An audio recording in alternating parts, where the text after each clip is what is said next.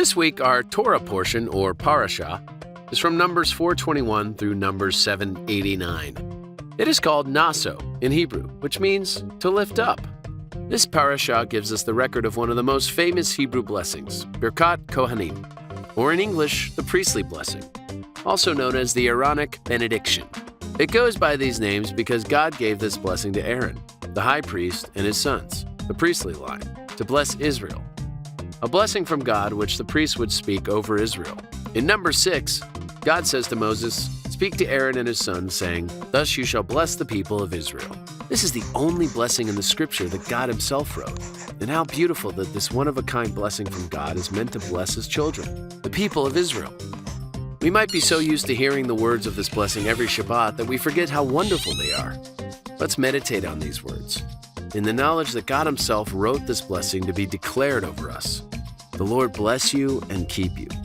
The Lord make his face to shine upon you and be gracious to you. The Lord lift up his countenance upon you and give you peace. Wow! This is God's heart toward us. This is God's heart for Israel. His desires for us are good, to bless us, be gracious to us, to look on us and shine on us, and give us peace. If you ever doubt what God desires for you, just take a look at the priestly blessing. You might already know this blessing well, but do you know the sentence that follows directly after? Right after God finishes sharing the words of the priestly blessing, he says, "So shall they put my name upon the people of Israel, and I will bless them."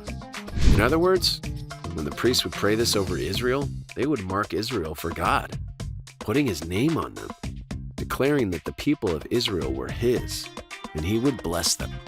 And before we end, it wouldn't be the Aaronic benediction if we didn't mention Star Trek. The Vulcan salute, which Spock made famous, is taken from the way the high priests spread their fingers to bless the people.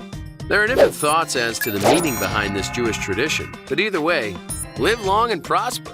But really do prosper. God's blessing toward us is good and loving and full of his kindness. Let's keep in mind the priestly blessing, not just at gatherings, but throughout our life. These are his words that he gave to bless Israel, to bless us. He wants to shine upon you, put his name on you, and call you his. That is how God feels about you and me.